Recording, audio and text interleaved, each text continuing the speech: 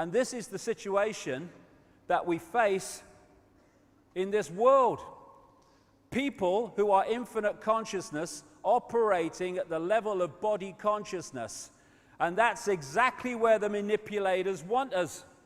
Because if we are not connecting out there and getting our insight, inspiration, intuitive knowing from out there, then where do we look to get a fix on who we are and what's happening in the world? We look that way, through the ears and the eyes. And who's controlling that information? Those that control the media, education, etc. Gotcha.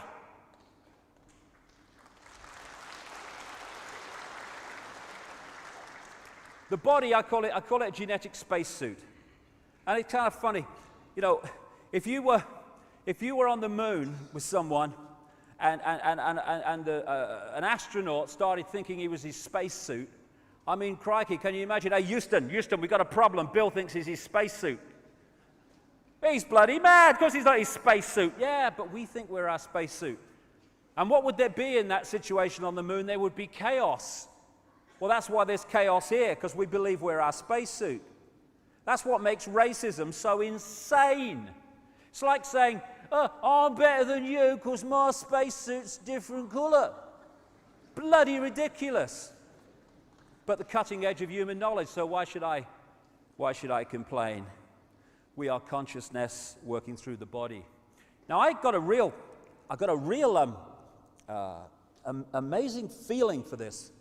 About 2 years ago, just before I last spoke here, when my mother died, Barbara, and I went along to the funeral, obviously, and my brother had organized it, and he said to me, do you want to come and see your mum while in the mortuary or at the funeral parlor?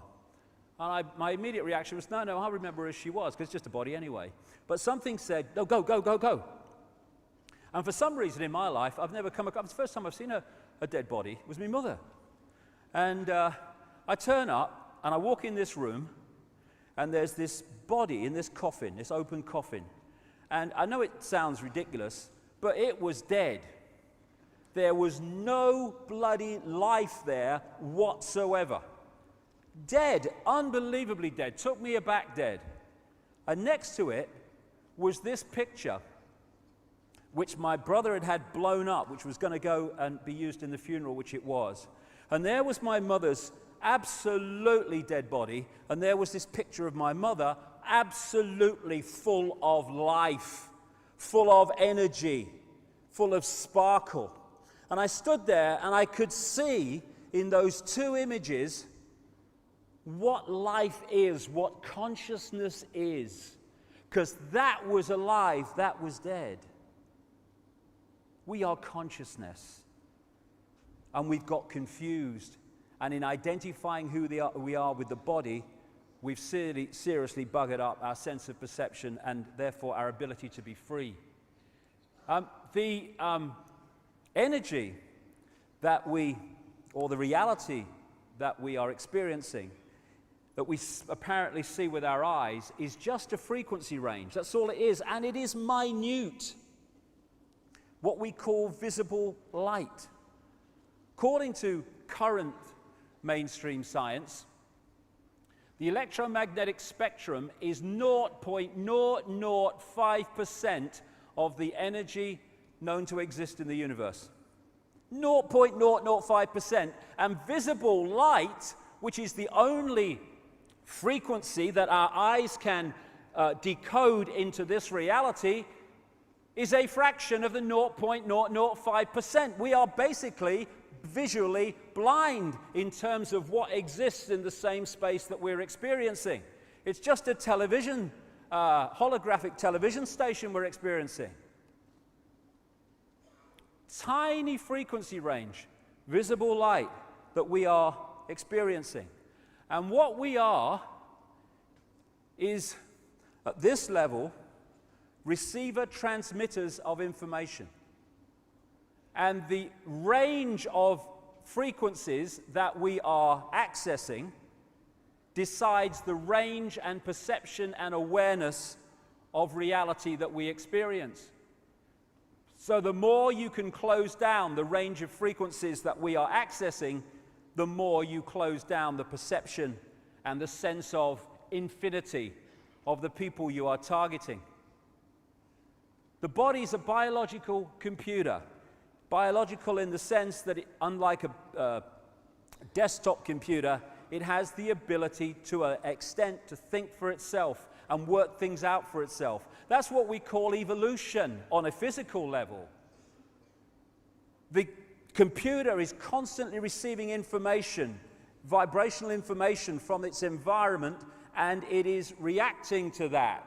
It does it all the time. If we go into a place where it's cold, it will react to that. Where it's hot, it will react to that. And it's the same with things like animals, that over a period of time, their environment changes. That information is being received by the computer and analyzed by the computer, and it's making changes. And if those environmental changes, habitat changes, happen slow enough, that is why you see animal bodies evolve to fit the new environment. But if it happens really quick, we call it extinction because it can't change fast enough. It's a computer working. And we are receiving vibrational information which we're decoding into this reality. Get into that more shortly.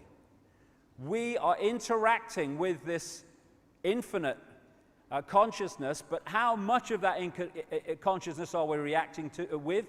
That depends on the range of frequencies we're accessing. And we're a bit like a dodgem car in a fairground. You know, you got the dodgem car, it's going round, it's doing everything, lots of energy, and then once the power is switched off, it's, hey, my car's gone dead. Yes, because its energy source is gone, and that's what we call death. Not death at all. It's the movement of consciousness out of this reality. That's all. What we call near-death experiences have enormous amounts of common stories about what they experienced when they left the body and then were returned when their body was revived. Stories that support massively what I'm saying here today about the fact that we are consciousness and the body's just a vehicle. They talk about going through the tunnel into another reality and how limitation disappears, how the emotional intensity disappears, because a lot of that emotional intensity, if not all of it, is body consciousness. This is what one near-death experiencer said about what he experienced when he left the body.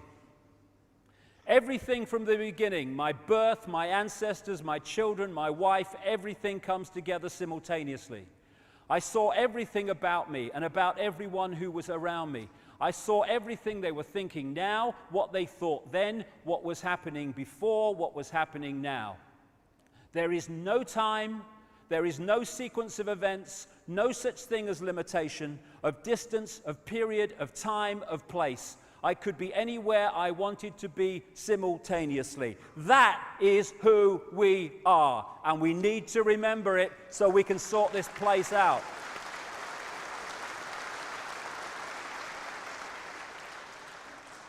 What do you mean there's no time? That's stupid. Oh, right. So, manufactured time is on my wrist. If I cross a certain invisible point in the world, I enter yesterday or tomorrow. Ridiculous. It's a decoding illusion, time and sequence. As William Blake said, to see a world in a grain of sand and heaven in a wild flower, hold infinity in the palm of your hand and eternity in an hour. Everything is everything else happening at the same time. It's a decoding process. If you are watching a movie on a DVD on the telly, where you are in the movie, you think is the present.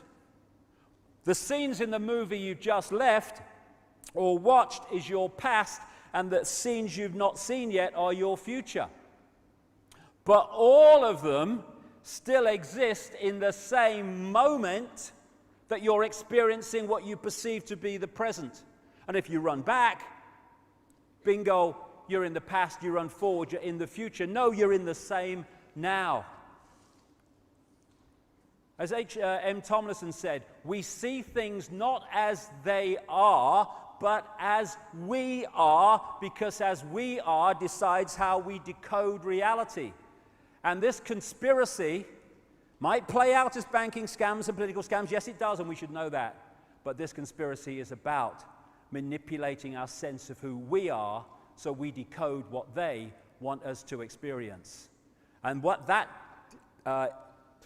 perception is one of division, apartness, because that creates the fault lines through which they can divide and rule us when we are oneness, all connected at different points of perception and observation within that whole, therefore expressing glorious diversity, but still connected. And that's the point, you know. I understand it. When you're talking about oneness, people think that it's like everyone therefore becomes one clone blob, like this. I'm oneness, and also am I, oh yeah. What is oneness? What is this oneness I'm talking about? It is all possibility.